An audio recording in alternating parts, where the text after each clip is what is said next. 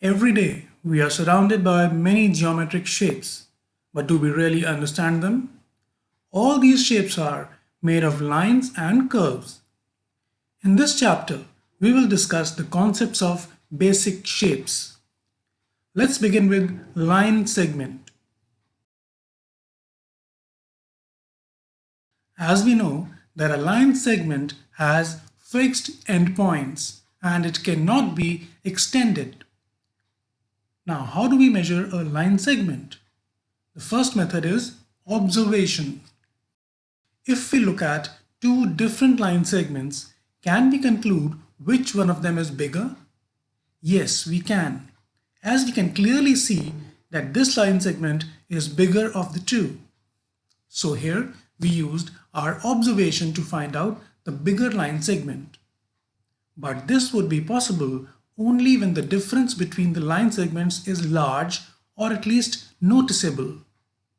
If we come across line segments that are not equal but seem nearly of the same length, the method of observation will not work. In such a case, we will have to use the next method, that is tracing. In this method, we will put a tracing paper on top of one of the lines and trace the line. Now, place this tracing paper with the traced line on the top of the other line. This superimposition will clearly show the difference of length between the two line segments. So, we will know for sure which line segment is bigger and which one is smaller. But this process also needs additional work with tracing paper. So, what is the simpler way to measure the lengths? Using a ruler and divider for sure. Measuring with ruler is simple. For measuring the length of a line segment AB, we place ruler in such a way that the point A of the line segment coincides with 0 mark of the ruler. Then we read the mark at point B. With this method, we can get the exact measurement, as in this case, the length of the line segment AB is 11.5 centimeters. We can also use a divider along with a ruler to measure a line segment. We open the pair of divider carefully and place the pointed ends of the pair of divider on both ends of the line segment. We lift divider very carefully without disturbing its arms.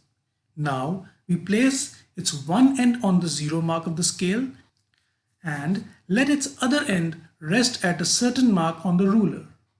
Then we read the mark at the other end, which will be the length of this line segment. As in this case, the length turns out to be 9.5 centimeters. So this was about line segment and the ways to measure it. Now let's move on to angles. Angles is a very broad topic, as we can have many types of angles depending upon shapes, degrees and measures. Let's start with the three basic angles, which are right angle, complete angle and straight angle. A right angle is an angle formed at 90 degrees. If we have a line segment and we draw a vertical line like this, it will result into a 90 degrees angle, also known as right angle. Shape of a straight angle is a straight line. A straight angle is the double of a right angle. If you look closely, it has two 90 degrees angles in it. That is 90 plus 90, which is 180 degrees. A complete angle is the double of straight angle, which means a complete round. It measures out to be 360 degrees. If we extend the line here, we can see that we have one 180 degree angle above and another 180 degree angle below. Working on a clock is the best way to clearly understand these angles. The entire circular movement of a hand makes a complete angle, which is 360 degrees. For the other angles, we need to look at the movement of hands within this clock. If you observe closely, at 3 o'clock, the hands give us an angle of 90 degrees, which is a right angle. If we look at it in terms of fraction, it will be 90 divided by 360, which is 1 by 4. And when it is 6 o'clock, the hands give us an angle of 180 degrees, which is a straight angle. Now in terms of fraction, it will be 180 divided by 360, which is 1 by 2. It is important to note that these right angle and straight angles will be formed by the clock at many different times. And also, the hands of the clock will make some angle or the other with every passing minute. As we find angles on the clock, we can find these with directions also. Let us see how. We all know there are 4 directions: north, south, east and west. If we stand facing north and turn to east, we can see that we have turned to an angle which is 90 degrees. Similarly, if we face east and turn to south, it will be again 90 degrees. From south to west, it's 90 degrees, and from west to north, also it's 90 degrees. If we travel north to south or vice versa, it will form a straight angle. Similarly, if we travel west to east or vice versa, it will again form a straight angle. Now if we start from north, move on to east, then south and then west and then back to north, it will give us a complete angle or a 360 degree angle. Now let's discuss next 3 set of angles, which are acute angle, obtuse angle and reflex angle. Any angle which is smaller than the right angle, or in other words, less than 90 degrees, is called acute angle. So any angle that lies between 0 and 90 degrees will be an acute angle. All these angles are acute. Any angle which is greater than 90 degrees is called obtuse angle. So any angle between 90 and 180 degrees will be obtuse angle.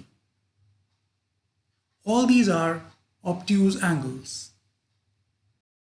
Reflex angles are the angles that are greater than 180 degrees. So any angle between 180 and 360 degrees is a reflex angle. These angles formed in the brown are reflex angles. Now it's time to talk about measuring angles. Till now, with what you have learnt, you can surely make out the kind of angle if you see one. For example, just by observation, you would know that this is an acute angle, this is a right angle, and this one is an obtuse angle. But you cannot tell its measure by merely observing. To measure the angles accurately, we use an instrument called protractor, which comes in the shape of a letter D. Let's see how we can use a protractor to measure an angle. As we have learnt that an angle is formed with 2 rays sharing a common point of origin. And to tell the difference between the angles, we use degrees, where a degree is defined as 1 part out of 360 equal parts that make up a circle covering all parts. And the tool that we use to measure a degree is called a protractor. Before moving on, let's understand the protractor itself. As you may notice that the protractor has 2 0 points, one at the left and another at the right. This one goes from 0 to 180 and the other one goes from 0 to 180 in the opposite direction. Another thing that you might notice is that the shape of the protractor is half of a circle. So if we put 2 protractors one on top of the other like this, we will have a full circle. So we have 180 equal parts from the first half and 180 equal parts from the second half, making a total of 360 equal parts in this circle. Now that we have understood the concept and formation of a protractor, let's learn to use it to measure the angles. Align the protractor with the angle in a way that the center point of the protractor is exactly on the top of the vertex of the angle, and the line at the bottom of the protractor is aligned with one of the rays. Then we count from the zero side that is aligned with the first ray till we reach the second ray. The point where the second ray meets the protractor is the numbers of degrees for that angle. So in this case, the angle that we are measuring is 50 degrees. Let's take up another angle to measure. This one seems large and bigger than 90 degrees. The rays are also positioned differently. We align it and start counting from 0 from the left side and find that the measure of this angle is 115 degrees. So this is how we measure angles with the help of a protractor. Now let's talk about perpendicular lines. If we have a line MN and we draw another line JK on top of it in a manner that it forms an angle of 90 degrees on MN, then this vertical line JK is known as the perpendicular. Let's take up another case. In this case, this is the line AB. Then if we draw the line CD, which forms an angle of 90 degrees with AB, then CD and AB will be perpendicular to each other. This is the sign that denotes the term perpendicular. So if we have to write that AB is perpendicular to CD, then this is how we express it. So perpendicular lines are the lines that form an angle of 90 degrees with one another and are represented by this symbol. Now that we know what are perpendicular lines, let's discuss perpendicular bisectors. A perpendicular forms an angle of 90 degrees with another line, and a perpendicular bisector not only forms an angle of 90 degrees but also divides the other line segment into two equal parts. Here, the line segment LM is a perpendicular for sure, but if it also divides AB into two equal parts, it will be known as the perpendicular bisector also. In this case, AM is equal to MB, hence LM is a perpendicular bisector. If the perpendicular had been positioned a little differently like this, where AM was not equal to MB, then it will not be termed as a perpendicular bisector. Now let's move on and discuss the shape called triangle. A triangle is a shape with three sides. The triangles are categorized in two ways: the triangles that are based on angles and the triangles that are based on sides. Let's take up the triangles based on angles first. Based on the angles, there are three types of triangles. These are acute angle triangle, obtuse angle triangle, and right angle triangle. An acute angle triangle is a triangle that has acute angles. Let's take this triangle ABC to understand this. Let's have a look at the angle ABC.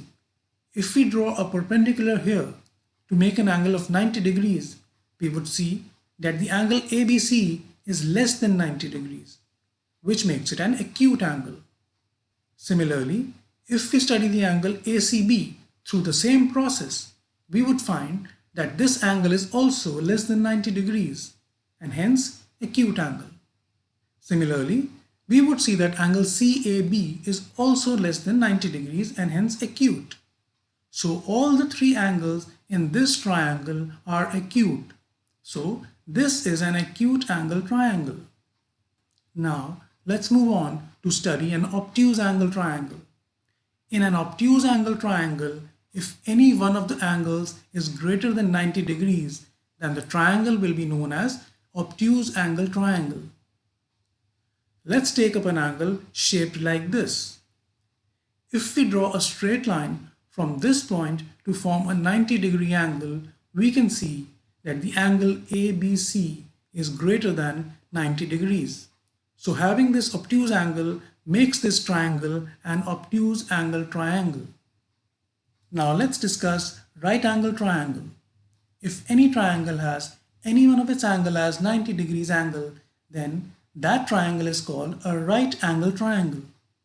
In this triangle, we can see that this angle ABC is 90 degrees. So this triangle becomes a right angle triangle. Now let's discuss the triangles that are classified on the basis of their sides. These are scalene triangle, isosceles triangle, and equilateral triangle. A scalene triangle is a triangle in which all three sides have different lengths. Also, the angles of a scalene triangle have different measures. Let's take this triangle for example. This triangle has its three sides measuring 10 centimeters, 15 centimeters, and 20 centimeters. As we see that all the sides of this triangle have different lengths, so this triangle will be called a scalene triangle. The second type of triangle, isosceles triangle, is a triangle that has any two sides of equal length. For example, this triangle has two of its sides equal. The sides AB and BC both measure 15 centimeters. So this will be called an isosceles triangle. In case of an equilateral triangle, as the name suggests, it is a triangle in which all three sides have the same length. For example, in this triangle, all three sides measure 15 centimeters each. So this triangle will be called an equilateral triangle. Also note that if all the three sides of a triangle are equal, then all its angles will also be equal. So this was all about the triangles based on sides and angles. Now let's move on to quadrilaterals. A quadrilateral can be defined as a closed two-dimensional shape which has four straight sides. We can find the shape of quadrilaterals in various things around us, like in a chessboard, a deck of cards, or a signboard. A quadrilateral includes many shapes like a parallelogram, rectangle, rhombus, square, trapezium, and other such shapes. All we need to remember is that for a shape to be termed as quadrilateral, it has to have four sides and the shape must be a closed one. Let's now move on to our next topic, that is polygon.